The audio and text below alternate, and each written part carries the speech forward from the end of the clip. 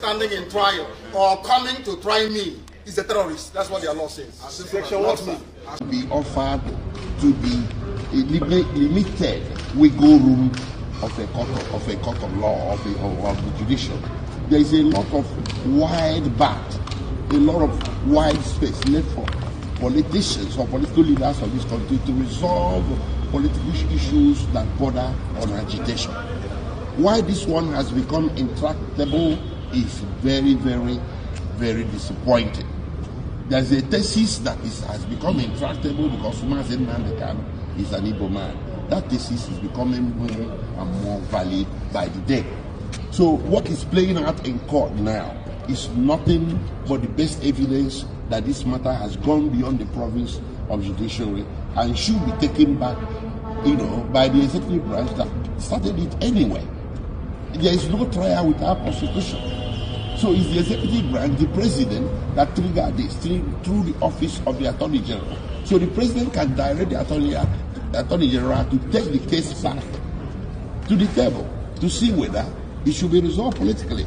But to try to resolve this case before the courts is becoming more and more impossible every day. Is this a call for political intervention on this case? Well, of course, everybody is calling for that. It's not throwing in the towel. What is wrong with calling with reconciliation when the courts of the land actually recognize it as well? Check out Section 17 of Federal High Court Act.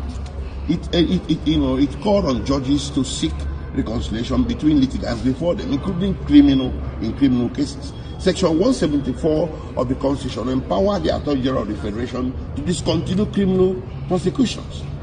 So why should anybody say this matter should be resolved in courts when we have an alternative route of resolving it politically that appears to be easier and that would appear to be pleasing to everybody?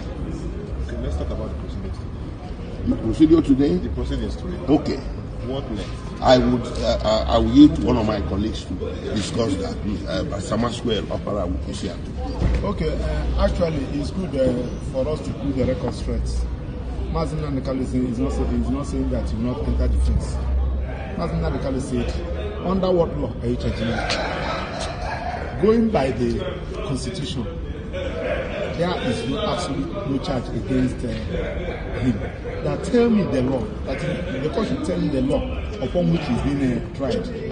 Now, my Lord is also saying that whatever thing that you have to say should be ruled at the final written address, and it should be upon a conviction to know whether you're supposed to be convicted or not. I'm asking that kind of said no.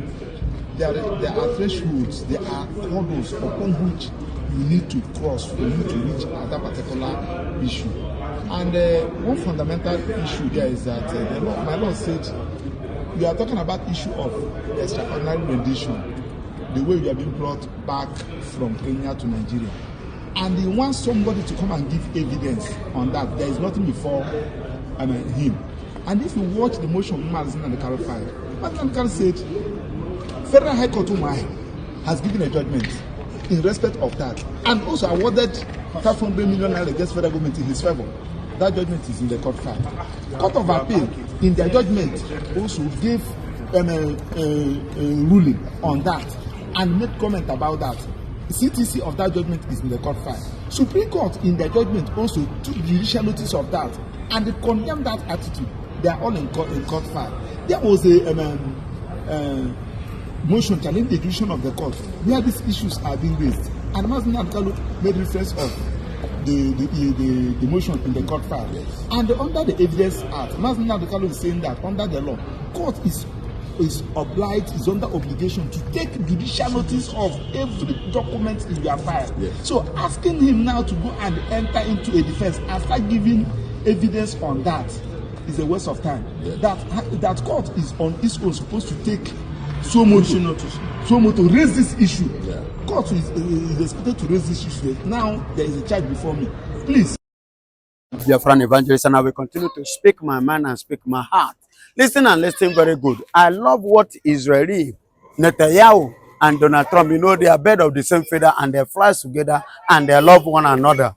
And they are holding, as we speak now, they are holding a very good secret meeting very, very good secret meeting, military meeting, no, not just a meeting, but a military meeting regard to the freedom of the Biafran and Nnamdi Kanu.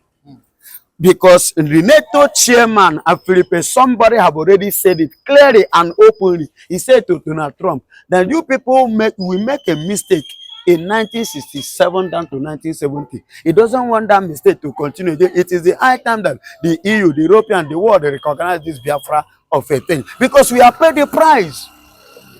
We have done the needful.